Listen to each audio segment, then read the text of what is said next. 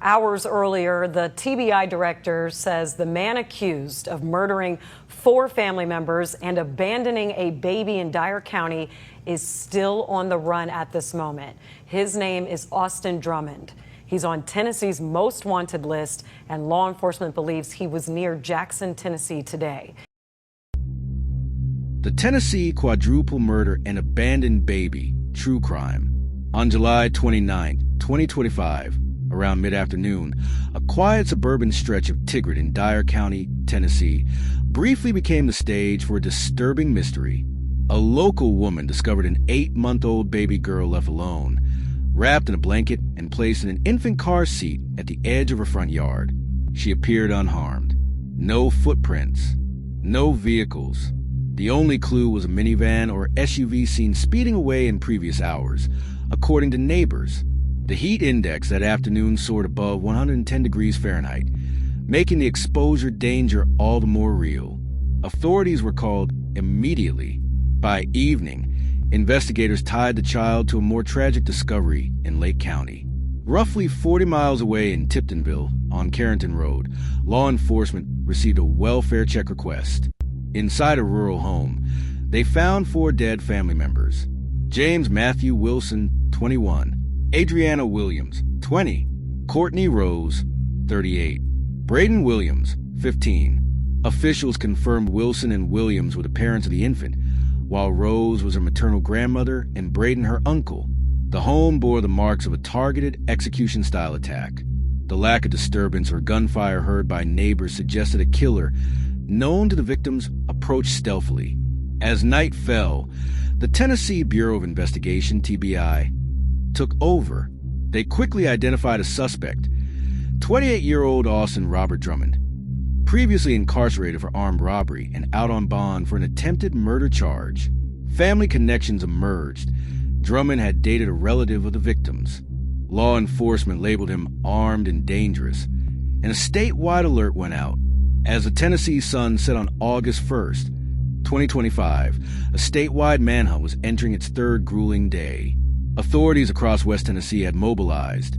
State troopers laid roadblocks, local deputies knocked on doors, and the Tennessee Bureau of Investigation, TBI, expanded its search radius to include Jackson, over 60 miles from the crime scene. Security footage collected overnight from the 700 block of Jackson's Pipkin Road confirmed that Austin Robert Drummond, 28 and listed on Tennessee's Most Wanted, had been spotted crossing driveways near Cornerstone Community Church. In 2 separate clips, he wore camouflage, carried a long rifle, and attempted to open church doors, suggesting restlessness or desperation amid his fugitive flight. Meanwhile, law enforcement announced they had recovered 2 abandoned vehicles believed tied to Drummond's escape, a white Ford pickup truck with a red stripe in Jackson, and his own white Audi A3 near Tiptonville. Both vehicles appeared unoccupied and left in wooded areas, making the suspect's trail cold and frustrating. On August 3rd, investigations expanded when Tanaka Brown, 29, and Giovant Thomas, 29, were arrested in Jackson, charged as accessories after the fact to first-degree murder, and Brown also faces evidence tampering charges. Authorities say these men helped Drummond evade detection, though specifics remain sealed. Both claimed limited involvement and were taken into custody for arraignment. Turn Zero News 26, Turn Zero News 25. Just 1 day later, another suspect, De'Ara Sanders, 23, was arrested in Jackson and accused of assisting Drummond similarly.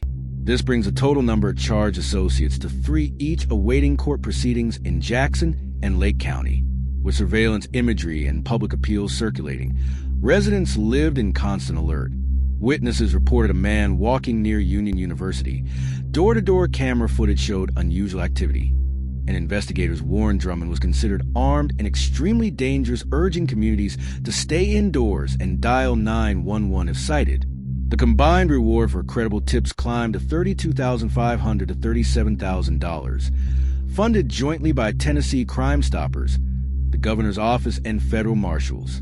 These figures reflected the urgency, the risk, and the high-profile nature of the case. Reports surfaced exposing Drummond's prior offenses. At age 16, he allegedly robbed a Circle K at gunpoint in Jackson for just $45. Court filings mention that during his trial he threatened jurors, leading to additional charges. He served nearly 10 years in the Tennessee Department of Corrections, where his disciplinary record included weapon possession, assault, gang activity, and refusing a drug test. Released on September 1st, 2024, he was free when these killings occurred. Given that track record, a 2020 parole board warned Drummond was not capable of living among society, foreshadowing the violent trends that culminated in the July 29 tragedy. Though 4 relatives died in Tiptonville, the exact motive behind the killings remains under investigation.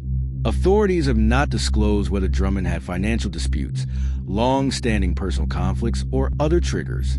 Reports note only a relationship connection between the suspect and at least one of the victims. Until an official motive is released, it's unknown why the murders, and why the infant was found alone nearly 40 miles away. Law enforcement declined to confirm whether that was an act of mercy, panic, or manipulation. Though unnamed, the infant remained at the emotional heart of the case. Found in a Tigger front yard, she was uninjured and quickly placed in protective custody out of public exposure. Local ministers, family friends, and community advocates coordinated to fund legal and caregiving support. Her discovery sparked nationwide coverage and heated debate. Was Drummond signaling something, or simply ensuring she wasn't killed? The ambiguity surrounding the child's abandonment contributed heavily to the case's public traction. The rural county of Tiptonville, population around 4,000, refrained from public appearances but conveyed grief through community-wide vigils and prayer gatherings. At a candlelight event, one resident told reporters, "He needs to die, killing sisters, brothers, grandparents. How you take them all?" Others called for peace and addressed trauma, emphasizing unity. Meanwhile, public anxiety rose sharply in Jackson, where reported sightings of Drummond had residents saying, "This feels like a movie. I don't want to live near woods anymore." Schools near Pipkin Road briefly went into soft lockdown after surveillance confirmed Drummond had been recorded there. Drummond is expected to be arraigned in Tiptonville District Court, while Brown, Thomas, and Sanders face charges in nearby Jackson. Prosecutors have indicated they may seek the death penalty or multiple life sentences, though official sentencing decisions haven't been made public.